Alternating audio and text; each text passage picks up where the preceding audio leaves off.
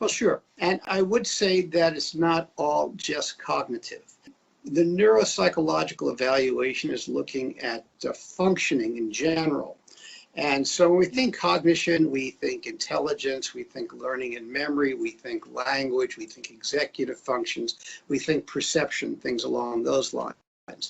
But people also deal with the world with sensory motor functions. So we look at things like coordination and dexterity. We look at various sensory skills as well. And part of the evaluation also is looking at things like emotional and personality variables. The problem with that is that it's very difficult to come up with a test of the brain that can tap into areas that look at personality. There's some areas of the brain. One area is right behind the eyes. It's called the orbital frontal region of the brain. And when you damage that, and you just purely damage that, frequently your cognition it can be perfectly intact. But that's a region of the brain that allows us to regulate our emotions. It's very important in impulse control, in inhibiting or damping down our responses. And people like that can begin to feel angry, for example, and that anger may bloom into full rage. And then it runs its course, and they return back to normal. And the cognitive brain says, shouldn't have done that, okay? But the neuropsychological exam tries to look at as much as we can. Some of it can't be tested, and some of the things that can be tested are not necessarily cognitive in nature. So a long way around the cognitive sorts of things. We are looking at perception. Now, perception is different than sensation. People see, they hear, they feel. But ultimately, they process what they see, they feel, they hear. They may make out that there's certain sounds that have some sort of meaning, or voice tones. When you see things, oftentimes we may be looking at maps. We may be looking at very complicated visual stimuli in the world. And so to interpret that goes beyond seeing. We first check out whether or not the basic senses are okay, but then if they are, once they get into the brain, we want to see how the brain perceives them. In other words, interprets them. We look at language. And language could be how well you express yourself, whether you're finding words, whether you can speak fluently, whether what you say is spoken in a comprehensible way. We look at people's ability to comprehend what's said to them. Learning and memory. So we will give tests of learning verbal material, such as like when someone says something to you, how well can you hold on to this information later on? So we have immediate and delayed memory. We look at whether a person has forgotten something or whether they just can't recall it from the memory store. So we call that retrieval versus recognition. So lots of times people can't remember things, but if you give them a little hint, they can. So it's not really a problem with memory storage, but somehow or another, they've forgotten where they've put it. So look at that.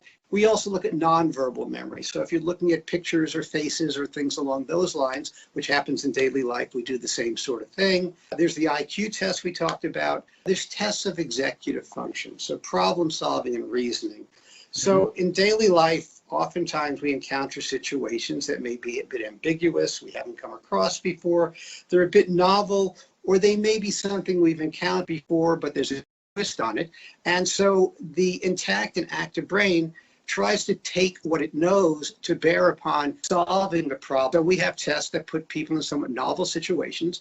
When we look at intellectual functioning, lots of times we are assessing the sorts of things people have learned through experience. So that if you've had a high degree of schooling, maybe your vocabulary is pretty good, or you're asked facts about what's going on in the world or history, that's pretty good. But it doesn't really touch to a greater extent what happens when we approach situations in the real world that are new or ambiguous, or you've experienced before, but this may be a little bit different twist on it. We ultimately have to take what we know and basically bring that to bear upon solving a situation that we don't know. How do we proceed in situations that are new or ambiguous? So we give tests that give people new or ambiguous situations and see how they go about solving it. So that you can't test everything, but ultimately by doing things like that, you have a sense of if someone was to encounter something new or novel in the real world, how might we expect them to go about it and how successful might they be? Now, one of the critical things when we look at brain functioning, it's really cognitively, we have sort of a scaffolding. It's in a hierarchical order. So people are in a coma. You're not testing them cognitively. If you've ever been woken up from a deep sleep in the middle of the night, you're just too out of it to really do anything cognitive. If you've had 2 hours sleep the night before, you might be able to function, but you're a lot slower. You lose your train of thought. You feel somewhat muddled. What I'm basically saying is one's level of arousal is very important. And arousal directly relates to how well we can focus, pay attention, and concentrate. So if someone has very poor concentration, ability to focus, they're not going to be able to remember things you tell them because their mind's going to be wandering. So we also have to look at that. So we look at a number of different measures that look at how well they can focus, how well they can manipulate information in their head. Mental math, for example, if you're trying to figure out how much tip should be on something, or you have to figure out how much change you should be getting back, what have you. That is much more of a concentration sort of task. We call that working memory. So we look at things along those lines. And ultimately as well, we're looking at speed of performance, how fast someone does it, because someone who can complete a task that has intellectual demands quickly is doing it differently than someone who can solve the same task, but it takes them 3 times as long. And this is a particular issue where we get into it a little bit more with traumatic brain injury. I can't tell you how many school-age kids I've seen that may have A's or B's before an injury, and then I see them 2 years later, A's and B's, and so you think, okay, anything wrong? They go, well, I'm studying 4 hours a night where I used to study an hour a night, and that has real consequences for daily life. So we call that proficiency. Proficiency is basically how well you do something as a function of how quickly you do it. If you do it very quick, you're very proficient.